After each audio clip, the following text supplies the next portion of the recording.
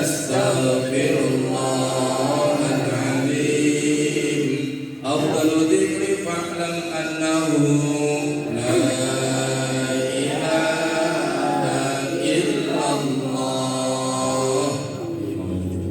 la ilaha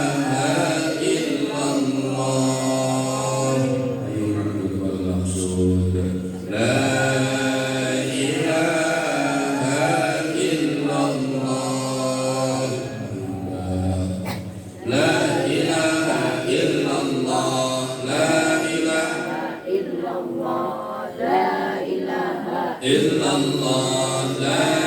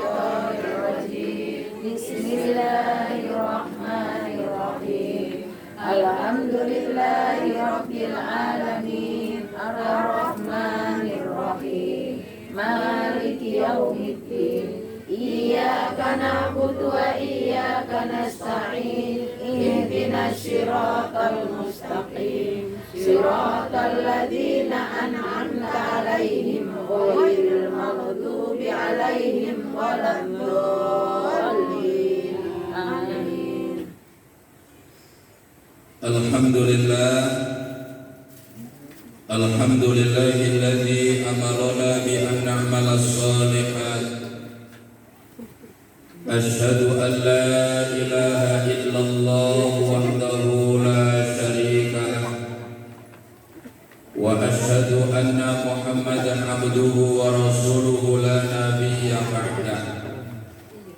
Allahumma salli wa sallim wa barik ala sayyidina wa habibina wa syafi'ina wa maulana Muhammadin wa ala alihi wa ashabihi ajma'in. Amma ba'du, rabbi shrah li sadri wa yassir li amri wahlul 'uqdatam min lisani yafqahu qawli. Qala Allah ta'ala fil Qur'anil Karim, a'udzu billahi minasy syaithanir rajim.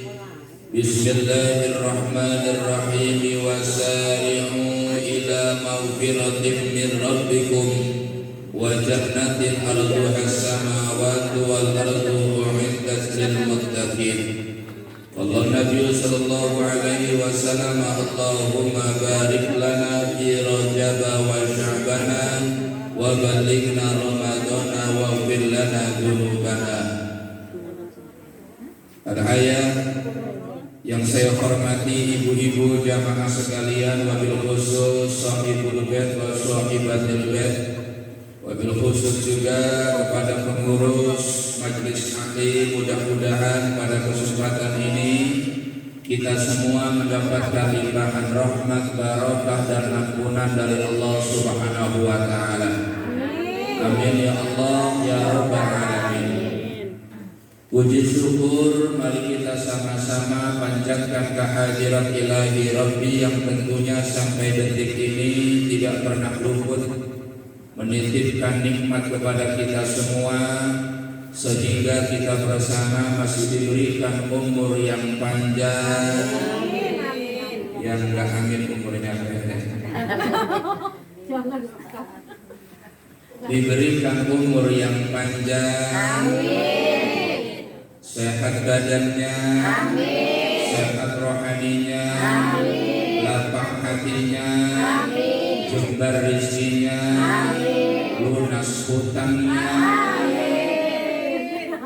Sehingga kita bersama bisa berkumpul di tempat yang mulia ini dalam rangka pengajian, tentunya di rumah Bapak Mulyanto. Mudah-mudahan perkumpulan kita dan juga tempat yang ditempati untuk pengajian ini mudah-mudahan dijunjui rahmat dan keberkahan dari Allah Subhanahu wa taala. Amin. Amin ya Allah ya rabbal alamin. Salawat beriring salam mudah-mudahan terlimpah curahkan kepada junjungan kita baginda besar Muhammad beserta keluarganya, para sahabat, hingga kepada kita semua sebagai umatnya. Ibu jamaah yang dimuliakan oleh Allah Subhanahu wa ta'ala, alhamdulillah patut kita syukuri kita sudah memasuki bulan Sya'ban. Sebentar lagi Ramadan. Ibu-ibu senang gak Bu? Senang kenapa Bu? Mau beli baju baru? Alhamdulillah, ada salah satu doa yang diajarkan oleh Nabi kalau kita bertemu dengan bulan Rajab dan bertemu dengan bulan Sya'ban. Doa yang disampaikan oleh Nabi adalah Allahumma barik lana. Ada yang merojak tanda. Itu doa makan dulu. Allahumma barik lana fi Rajab wa Sya'ban wa ballighna Ramadan wa ighfir lana dzunubana. Allahumma ya Allah, barik lana, berkahilah kami fi Rajab, di dalam bulan Rajab yang sudah berlalu, wa Sya'ban, dan bulan Sya'ban. Kemudian wa ballighna Ramadan, ya Allah pertemukan kami dengan bulan yang penuh kemuliaan, pertemukan kami dengan bulan yang penuh keberkahan, pertemukan kami dengan bulan yang penuh dengan ampunan, yaitu bulan suci Ramadan. Maka hadirin ibu jamaah rahimakumullah, pantas satu keterangan menyatakan bahwasanya innar Rajab syahrullah, bulan Rajab itu adalah bulannya Allah. Wa Sya'bana syahri. Sya'ban itu adalah bulanku kata Nabi. Wa Ramadana syahru ummati. Sedangkan bulan suci Ramadan adalah bulannya orang Wanasari. Bulannya umatku kata Nabi. Maka disampaikan di keterangan yang lainnya bahwasanya inna Rajaba li tadhiril badan. Bulan Rajab itu untuk membersihkan badan dari najis, kemudian dari kotoran-kotoran badan dibersihkan dengan wudu, kemudian melakukan ibadah. Entah itu baca Quran, memperbanyak salat malam, merutinkan salat sunnah ba'diyah, qabliyahnya, sunnah-sunnah yang lainnya, maka membersihkan, mensucikan badan tersebut dengan wudu artinya apa? Memperbanyak ibadah kepada Allah. Sya'ban wa syahru Sya'ban li tadhhiril qalbi. Sedangkan bulan ini ibu jamaah rahimakumullah untuk membersihkan hati. Kebanyakan zaman sekarang orang sibuk dengan membersihkan dohirnya, akan tetapi tidak menghiraukan dengan hatinya. Dohir langsung dibersihkan bu. Bahkan berlomba-lomba ingin membersihkan dohir, berlomba-lomba mempercantik dohir, akan tetapi tidak menghiasi hatinya. Oh, beli krim yang mahal. Iya, saya istri. Beli krimnya yang mahal, kosmetiknya yang mahal, pakaiannya yang mahal, kemudian bajunya disetrika agar kelihatannya mungkin lebih hebat, lebih rapi lain sebagainya. Akan tetapi ketika hati kita ada kotoran ataupun najis, kadang-kadang kita tidak menghiraukannya. Betul bu? Iya.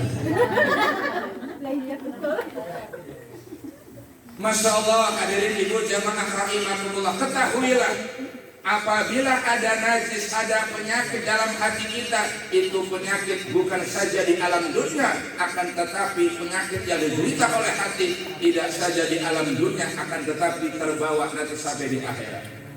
Kalau ada orang yang ngeluh, ya Allah saya ini punya penyakit, punya keluhan penyakit, ketahuilah penyakit yang diderita di alam dunia ini tidak akan lama bu. Paling 70 tahun pensiun itu penyakit, nggak bakal itu akhirat. Ada orang yang menderita mungkin kena penyakit kencing manis ataupun diabetes. Ada orang yang menderita dengan penyakit stroke-nya. Ada orang yang menderita dengan penyakit ginjalnya, dengan penyakit paru-parunya, berbagai macam penyakit gohir. Ketahuilah penyakit yang diderita tidak akan lama, paling 60 tahun udah pensiun itu penyakit.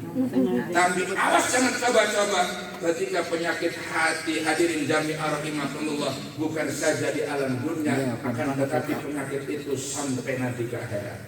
Tidak ada riwayat, tidak ada hadis keterangannya ketika orang itu memiliki penyakit diabetes, penyakit dohir. Ada riwayat mengatakan, kata malaikat, "Bu, ibu dulu mati kenapa?" Kata ibunya, diabetes malaikat. Berapa tahun? 4 tahun setengah. Udah pernah kontrol? Udah pernah malaikat. Di mana? Di RS Gatot Subroto. Siapa dokternya? Dokter Boyko. Itu dokter kita. Mama sudah pernah kontrol, sudah sering malaikat. Nah, nggak ada ceritanya juga ada, nggak ada riwayatnya. Tapi kalau penyakit hati, masya Allah, naudzubillah summa naudzubillah min dalik.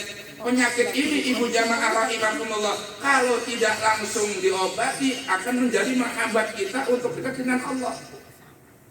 Makanya filosofi kenapa baginda Rasul hijrah ataupun dimi'rajkan oleh Allah, diisra mi'rajkan oleh Allah dari Masjidil Haram ke Masjidil Aqsa. Kenapa tidak langsung dari Masjidil Haram langsung ke Sidratul Muntaha, akan tetapi transit terlebih dahulu di Masjidil Aqsa? Apa filosofinya? Filosofinya kalau kita ingin dekat dengan Allah, ingin usul dengan Allah, maka perbaiki dulu hubungan dengan sesama. Kebanyakan bu penyakit hati itu ibu sangkutannya dengan sesama. Mana penyakit hati? Di antaranya adalah kibrun, yaitu sombong. Ya, orang sombong yang hakiki itu ibu sombong dalam hati, bukan dohir. Kadang-kadang mungkin dohirnya, fisiknya kelihatannya sombong, acuh tak acuh, tapi hatinya belum tentu, Bu. Kadang-kadang ada orang itu orangnya tawadhu, ucapannya merendahkan dirinya, akan tetapi hatinya busuk itu. Orang yang kelihatannya tawadhu, tapi hatinya merendahkan orang itu yang sebenarnya orang yang sombong. Kenapa? Penyakit hati. Penyakit hati itu tidak ada yang tahu kecuali dirinya dengan Allah. Ibu ngelihat orang senyum-senyum, apa kata ibu? Ih, orang itu baik orangnya. Tapi hatinya busuk. Ya enggak, Bu? Enggak. Itu penyakit hati. Maka kita jangan mudah menghakimi orang lain dengan kata-kata sombong, dengan kata-kata takabur. Belum tentu. Kenapa? Karena takabur yang sebenarnya adalah takabur yang dilakukan oleh hati. Kata ibu itu sombong. Pada itu cuma SD dulu itu.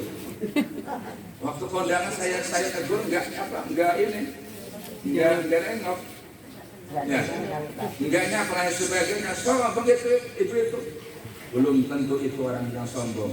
Maka dikatakan oleh Hasan Basri mengatakan, apabila kita menghakimi orang lain dengan kata sombong, hakikatnya kitalah yang sombong itu.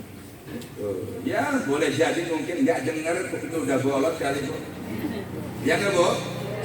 Maka jangan mudah menghakimi orang lain dengan kata-kata sombong. Kenapa? Karena hakikatnya kitalah yang sombong. Kenapa? Sombong itu adalah penyakit-penyakit hati.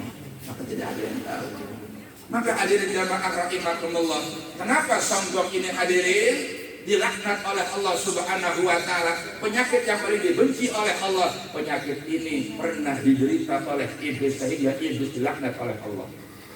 Ya. Sombong itu. Sombong kepada manusia, sombong kepada Allah. Ada orang sombong karena hartanya. Ia tidak menyadari harta yang ia miliki titipan Allah. Ia ada orang yang sombong dengan ilmunya. Ia tidak menyadari ilmu yang ia miliki titipan Allah. Ada orang yang sombong dengan jabatannya. Ia tidak menyadari jabatan yang ia miliki adalah titipan Allah. Ada orang yang sombong dengan amal solehnya. Ketahuilah amal soleh yang engkau kerjakan tidak lain, tidak bukan itu atas kehendak Allah. Ibu mau pengajian, mau duduk di majelis taklim, baca yasin bareng, tahlil bareng, Bu, itu kehendak Allah loh, Bu. Kalau Allah belum menghendaki ibu untuk pergi ke majelis taklim, mual bakal bisa, Bu. Tidak sedikit orang yang rumahnya dekat majelis taklim tapi berat untuk melangkah. Tidak sedikit orang yang rumahnya dekat masjid tapi berat untuk datang ke masjid. Kenapa? Karena belum mendapatkan kebaikan dari Allah. Maka ibu-ibu ini adalah orang pilihan Allah. Orang yang dipilih oleh Allah untuk duduk di majelis taklim. Alhamdulillah. Ada orang yang sombong mungkin karena kecantikannya. Ketahuilah kecantikan yang dimiliki oleh perempuan tidak lain, tidak bukan, itu juga titipan Allah.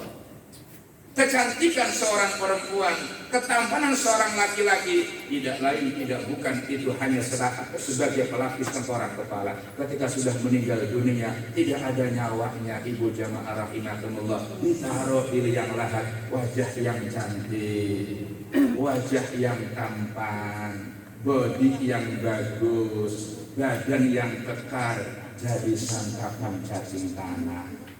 Tuh. Alhamdulillah, alhamdulillah ini. Ibu-ibu kira-kira suka nggak, Bu, sama laki-laki orangnya ganteng, cabangnya panjang, jenggotnya agak tipis, hidungnya mancung, badannya kekar, kira-kira suka nggak, Bu? Suka jenggot. Udah gini aja, Bu, orangnya keriting, kulitnya hitam, kira-kira suka nggak, Bu? Secara manusia, kira-kira suka nggak? Dia suka. Hah?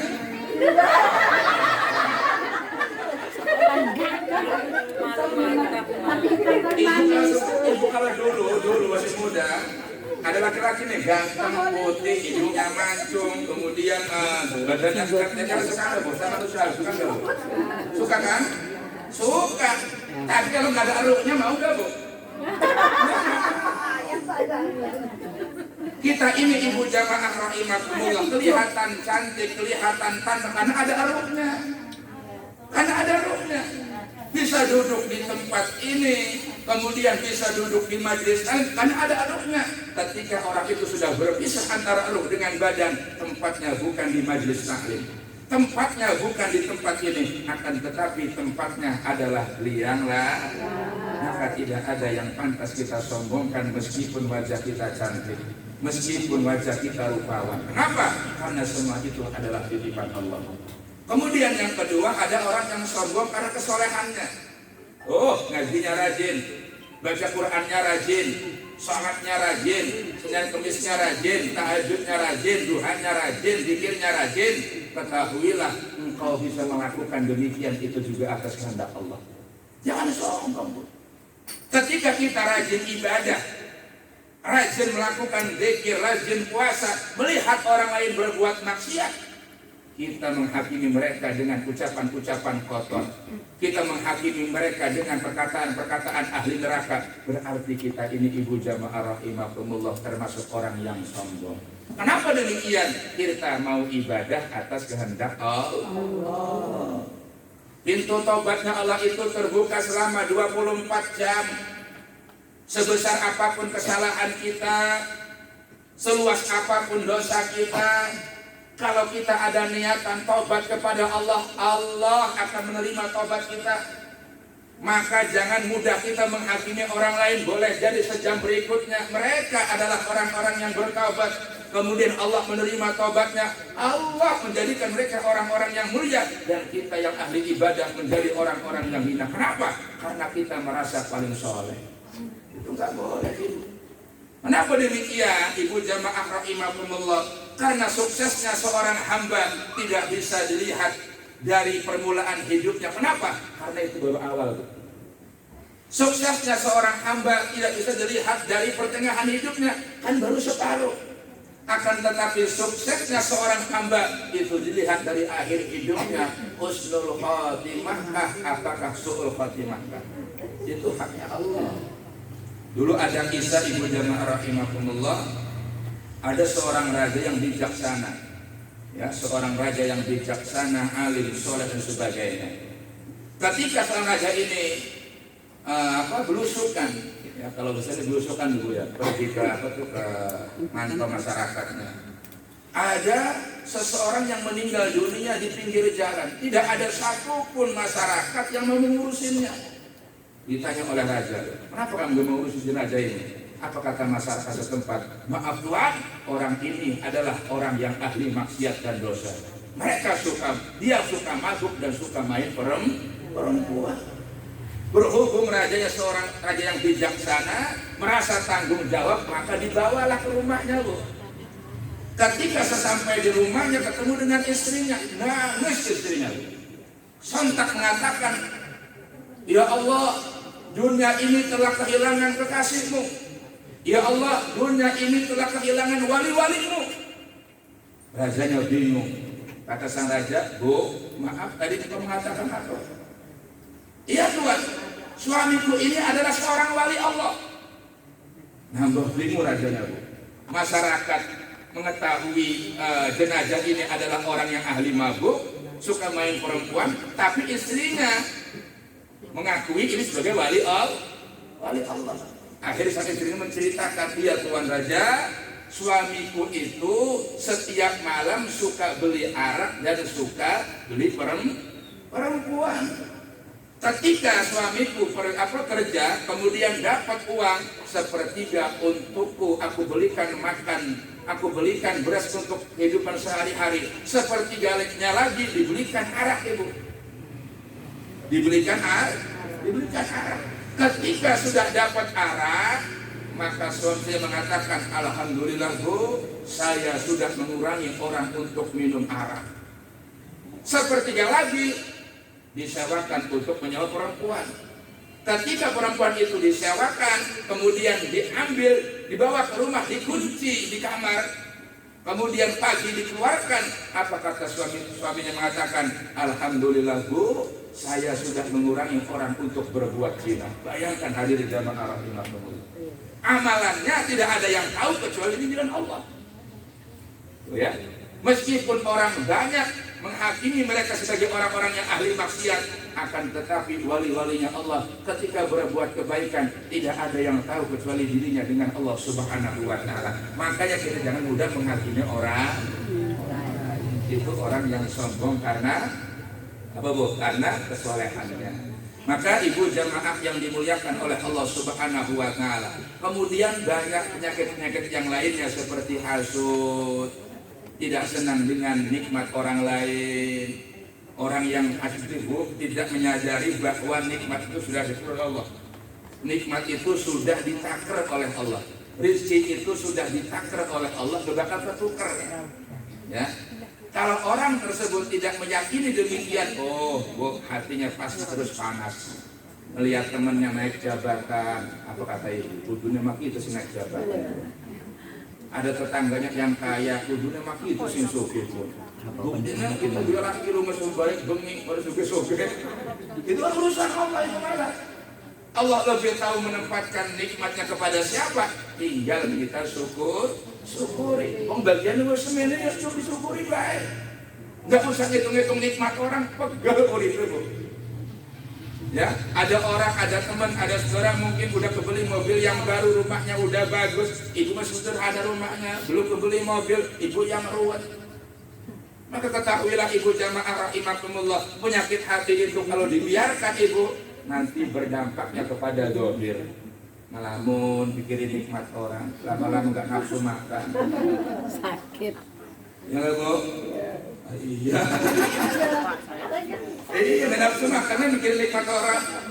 Udah gak nafsu makan, akhirnya gak enak tidur. Udah gak enak tidur, lama-lamaan badannya nyusut. Iya Bu. Udah badannya nyusut, nantinya BAB-nya mejen, ujung-ujungnya mati. Maka dulu ibu jamaah rahimakumullah, ada seorang perempuan, ya, kata perempuan ini sama suaminya, Pak, kepala ini kayaknya pusing bener ya. Akhirnya sang suami mengajaknya ke klinik. Nah, ketika sampainya di klinik, kata dokter, ibunya kenapa Bu? Ini loh dok, 3 hari yang lalu saya ini sakit kepala. Akhirnya kasih tindakan pertama. Apa tuh Bu? Itu tensi. Akhirnya dokter, apa namanya? Kata dokter, ibu ini darahnya 130 per 105.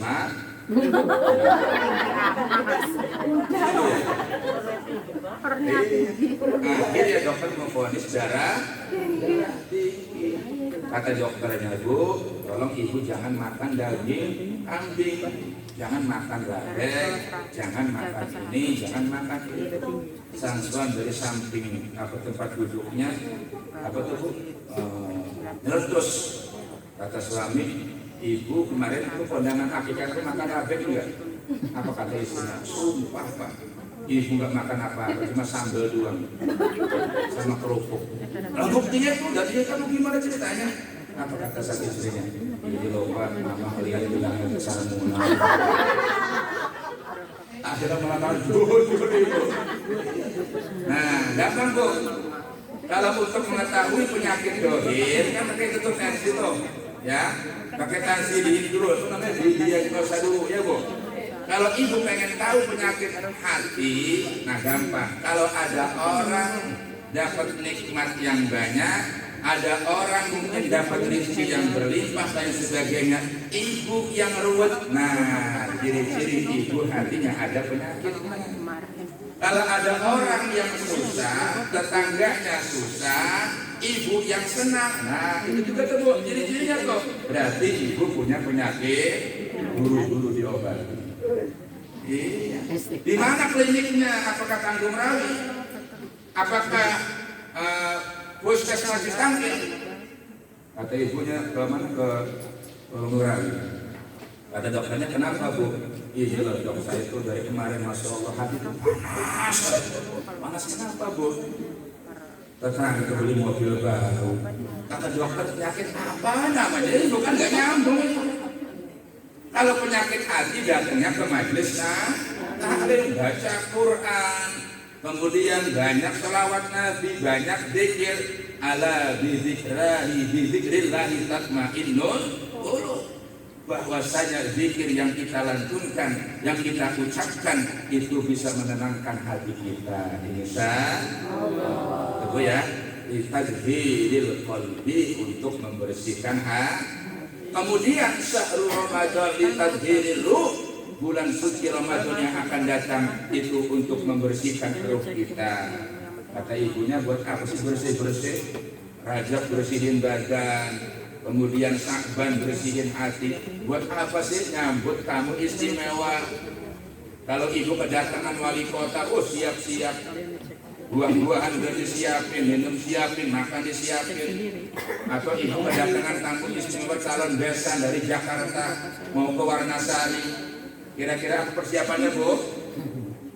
Karpet ditaruh di laundry, buah-buah udah disiapin, ecet-ecet yang baru. Nah, kenapa? Karena mau kedatangan calon besan.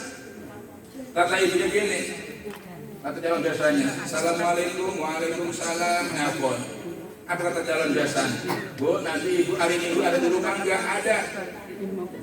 Nanti saya beserta keluarga mau silaturahmi ke Warnasari. Ibunya sibuk. Sore apa pagi-paginya beli jeruk di perapatan Warnasari. Kemudian karpetnya ditaruh di laundry dan sebagainya. Kenapa? Karena mau kedatangan tamu siapa, Bu? Calon besan. Kalau seumpamanya calon besan ini ibunya tidak ada persiapan, kata calon besan, Bu, nanti hari Minggu saya beserta keluarga mau ke Warnasari. Apa kata ibunya? Terserah. Mau datang silakan, tidak masalah. Tidak ada persiapan, rumah banyak sawangnya, kemudian karpet banyak bulu kucingnya, enggak disiapin minum, enggak dikasih ide dan sebagainya. Ketika keluarga besan dari Jakarta datang ke Warnasari, Assalamualaikum, ketok pintu rumah ibu, ternyata enggak ada orangnya. Itu yang dari Jakarta bawa roti buaya, bawa parcel yang isinya pisang sunfresh, apel mandarin, jeruk mandarin, anggurnya juga sama. Masya Allah, banyak parcelnya. Ketika ngetok rumah pintu ibu, nggak ada orangnya. Kata tetangganya, maaf, dari mana Pak? Dari Jakarta. Kata tetangganya, itu Pak, tadi pagi berangkat katanya ke mana tuh, ke pantai. Apa kata dari Jakartanya? Kurang ajar ibu ini. Jadi kata desanya, udah apa? Pulang. Cari yang lain. Memang nggak ada lagi perempuannya, banyak lagi. Akhirnya parcel bawa pulang lagi. Roti buaya bawa pulang. Kenapa? Karena ibunya nggak merespon. Begitu juga dengan Ramadan. Kalau tidak ada persiapan di bulan Rajab, tidak ada persiapan di bulan Sya'ban, jangan diharapkan keberkahan, ampunan dan lain sebagainya yang ada pada Ramadan akan kita dapatkan. Kenapa? Karena kita tidak menghiraukannya. Makanya pantas syahrul Ramadan litadhiril ruh. Bulan suci Ramadan itu untuk membersihkan ruh kita. Mudah-mudahan kita berdoa kepada Allah Subhanahu wa taala, mudah-mudahan umur kita diberikan panjang oleh Allah sehingga bertemu dengan bulan suci Ramadan. Amin ya Allah ya rabbal alamin. Jadi ibu tidak panjang lebar, ibu jamaah rahimakumullah. Mudah-mudahan pengajian ini meskipun 10 menit ada manfaatnya, dan mudah-mudahan kita istiqomah dalam ibadah kepada Allah Subhanahu wa taala, dan mudah-mudahan kita banyak persiapan untuk menyambut datangnya Ramadan, khususnya persiapan rohani, ya, kesemangatan untuk menyambut datangnya bulan suci Ramadan.